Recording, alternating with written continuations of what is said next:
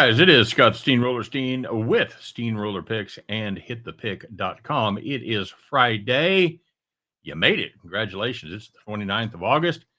Got a full slate of college football. We're going to talk about one of those games here in just a minute. But before we do, let's check in on yesterday's action. We had the Missouri Tigers, Mizou, if you're scoring at home, to cover 36.5. Yep.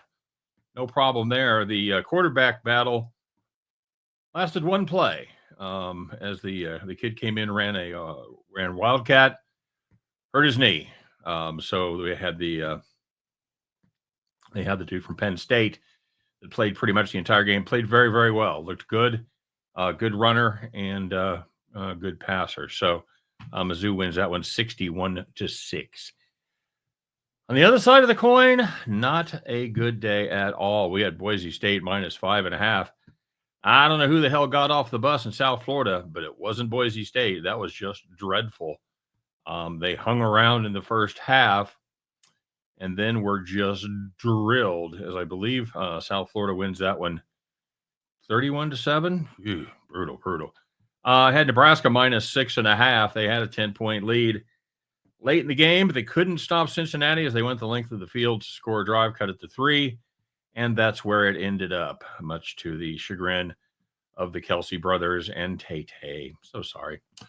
And we had Stephen F. Austin plus 22.5. Houston scored 27. If you'd asked me that, you said Houston's going to score 27, you're going to have 22.5. You like that play? I just said I like that play very much, but this Lumberjacks offense was unable to get anything going whatsoever.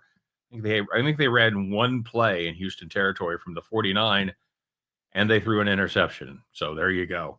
That's about the way that one went. So we're going to see if we can turn that around today, and we're going to see if we can keep our free play run going. As we take a look out west, young man, to San Jose, Central Michigan Chippewas come to town to take on the San Jose State Spartans. Spartans laying 13 in the hook, and I think that's a good number for us. You know, even without this Spartans offense that was really, really good at throwing the football. They've got the coach there from Navy, the old coach Ken Nayamakatua. Yeah, okay. Sorry very much in advance. But we ran the Navy offense, and all of a sudden he gets to San Jose State, and it looks like Air Coryell, and they did very good. They were the best passing team in the conference, and they were the 5th best passing team in the nation, averaging 321.8 yards per game, scoring 31 passing touchdowns. That was good for 10th in FBS. They returned a fair amount of starters. They returned 13 bowl game starters from last year's team.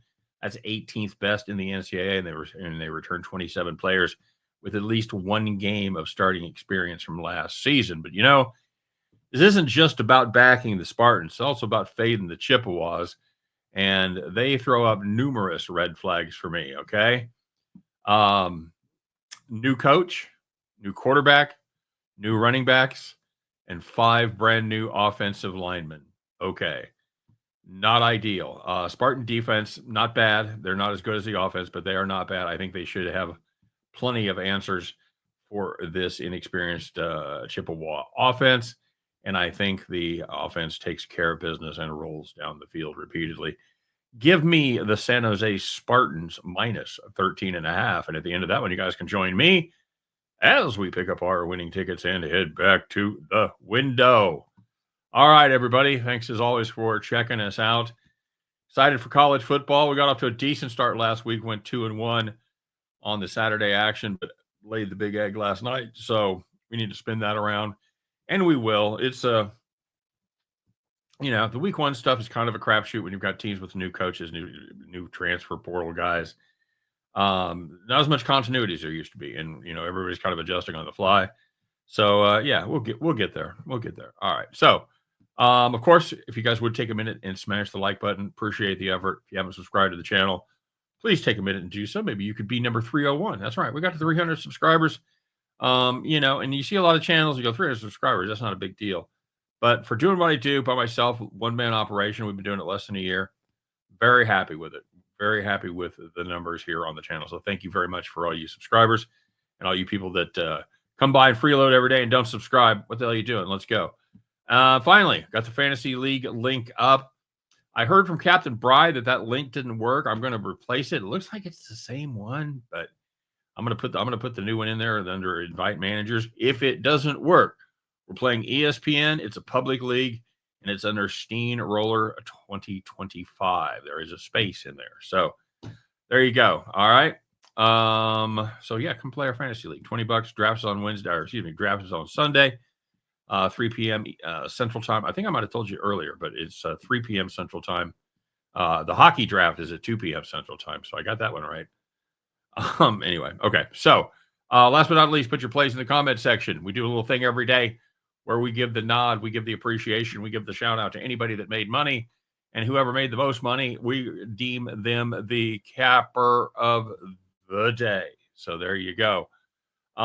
We had some fine performances here today. Justin had the Bearcats +7. He had the Pirates +1.5, plus 105. They did not get home. But he also had Jose Altuve over 1.5 bases. Good news, bad news situation. Bad news is he only got one hit. Good news is it was a home run. So nicely done, Justin. 2-1 plus 114. Bronco Dog Sled Devil. He's out there hitting the props on the Friday night or the Thursday night action. He had Mikey Madsen over 225 yards or better, and that's important because he threw for exactly 225 yards. He also had Smothers 70 or better. I think he had 75. So Bronco Devil in midseason form, just stomping him out there. That paid plus 140. Nicely done, Bronco Devil. But your capper of the day, ladies and gentlemen, the only thing that stops this man is a lack of internet. That's really about it. It's Captain Bry, everybody. He had the Colorado Rockies team total under 3.5. They landed 3. Had the Buffalo Bulls team total under 13.5. They landed 10. And he had Miami of Ohio team total under 10.5. They landed zippy, not a zilch. So there you go. That's how you go 3-0 plus 300. Congratulations, Captain Bry, because you, my friend, are the capper of the day. Well done to you. Well done to Bronco. Well done to Justin. Well done to anybody else that made some money out there. All right. It's Friday. It's college football. You know what? Let's go out there and have a little fun, make a little money, and win, lose, or draw on this West Coast special. I'll be back tomorrow to talk all about it. Take care, and we'll see you then.